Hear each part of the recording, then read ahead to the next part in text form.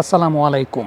কি ব্যাটিংটাই না করলো ইতালি। সত্যি কথা বলতে এরকম ম্যাচ হারলেও দিন শেষে সবার মন জয় করেছে টিম ইতালি। কারণ এত সুন্দর ব্যাটিং তারা করেছে, মনে হচ্ছিল একটা পর্যায়ে হয়তোবা তারা টার্গেটটাকে চেজ ডাউন করে ফেলবে, বাট আনফর্চুনেটলি শেষ পর্যন্ত করতে পারেনি। তবে টেকনিক্যাল জায়গা থেকে একটু বিশ্লেষণ করতে চাইলে ইতালির দুজন ব্যাটসম্যানকে নিয়ে সত্যিকারের অর্থে পরবর্তী সময়ে ওয়ার্ল্ড ক্রিকেটে বেশ মাতামাতি হবে এবং ফ্র্যাঞ্চাইজি ক্রিকেটগুলোতে তারা খেলবেন একদম প্রমিনেন্ট ওয়েতে, সেটা বলে দেয়াই যায়। একজন হচ্ছেন জাস্টিন মস্কা, আরেকজন হচ্ছেন বেন ম্যানেত্তি। বেন ম্যানেত্তি তাকে এমনিতেই অস্ট্রেলিয়ান ক্রিকেটে আমরা দেখি, শেফিল্ড শিল্ডের হয়ে তিনি খেলে থাকেন, দেখা যায় সাউদার্ন অস্ট্রেলিয়ার হয়ে তিনি পার্টিসিপেট করেন শেফিল্ড শিল্ডে। তবে আমার কাছে মনে হয় জাস্টিন মস্কা এই ব্যাটারটার দিকেও অদূর ভবিষ্যতে লক্ষ্য রাখতে হবে যে ফ্র্যাঞ্চাইজি ক্রিকেটগুলোর হটকেক তিনি হতে পারেন। আমি দুজনকে নিয়ে বিশ্লেষণ করব একদম টেকনিক্যাল জায়গা থেকে। প্রথমত জাস্টিন মস্কাকে নিয়ে বিশ্লেষণ করতে চাই।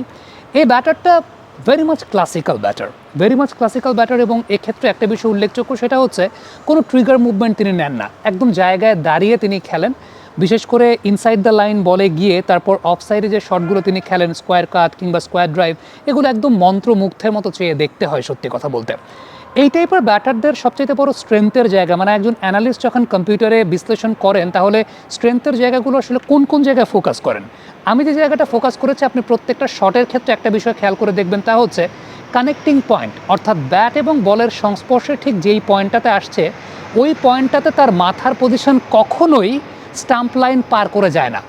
আমি শুধুমাত্র একটা শটে আপনাদেরকে এক্সাম্পল দেখাবো না, আপনি তার প্রত্যেকটা শটে একটা বিষয় খেয়াল করে দেখবেন যে যখন ব্যাটার বলের যে কানেক্টিং পয়েন্টটা আসছে, ব্যাটার বলের কানেক্টিং পয়েন্টে কোনো জায়গাতেই তার মাথার পজিশনটা স্টাম্প লাইন ক্রস করে যাচ্ছে না, স্টাম্প লাইনের মধ্যেই আছে, উইদিন দ্য স্টাম্প লাইনেই আছে।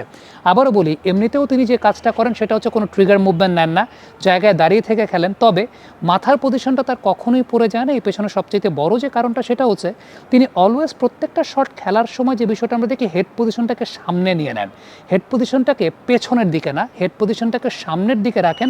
যে কারণে অলওয়েজ তাকে যে বিষয়টা দেখা যায় সেটা হচ্ছে তিনি বলটাকে ফলো করতে পারেন, বলের লাইনটাকে ফলো করতে পারেন। এবং প্রত্যেকটা কানেক্টিং পয়েন্টে যদি আমরা আবার একটু লক্ষ্য করে দেখি, প্রতিটা কানেক্টিং পয়েন্টের সময় মস্কার ক্ষেত্রে যে বিষয়টা উল্লেখযোগ্য সেটা হচ্ছে মাথার পজিশনটা কখনোই স্টাম্প লাইন ক্রস করে যায় না। আপনি দেখবেন যে আমরা যে সমস্ত ব্যাটসম্যানরা সত্যিকারের অর্থে মাথার লাইনটা স্টাম্প লাইন ক্রস করে যায়, তার মানে আমরা বলি হেড পজিশনটা ফল করছে, আই লাইনটা ফল করছে। মস্কার ক্ষেত্রে এটা একদম 99% নিখুঁত, মানে একদম পরিপূর্ণভাবে আমি নিখুঁততার সঙ্গে খেয়াল করে দেখি যে তার মাথার পজিশনটা কখনোই স্টাম্প লাইন ক্রস করে না।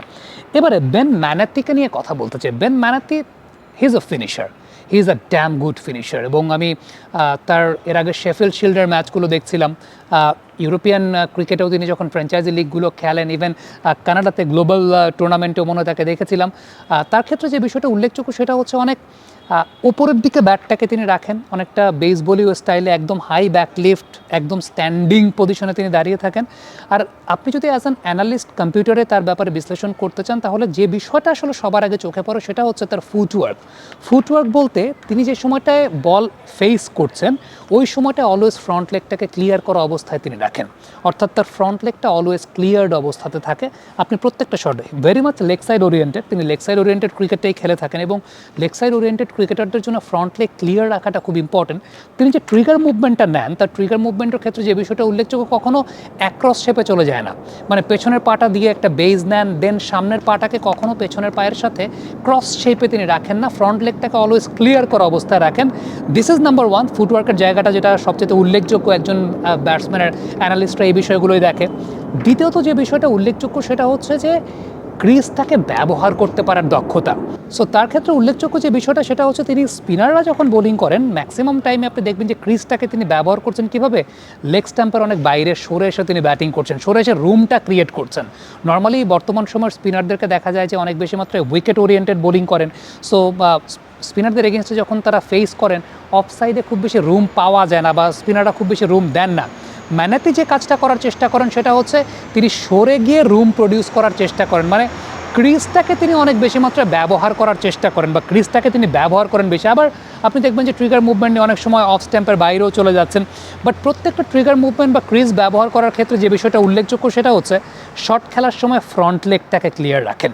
সো এই দুইজন ব্যাটসম্যান ইটালির, মস্কা এবং সেই সঙ্গে ম্যানেত্তি, এই দুজন ব্যাটারের কথা আমি বলবো যে অদূর ভবিষ্যতে ইন্টারন্যাশনাল ক্রিকেটের ফ্র্যাঞ্চাইজি লিগগুলোতে আপনি দেখবেন যে খুব চুটিয়ে দাপটের সঙ্গে ক্রিকেট খেলছে। সব কিছু মিলে ইতালির ব্যাটিং আপনাদের কাছে কেমন লেগেছে কমেন্ট বক্সে জানাবেন।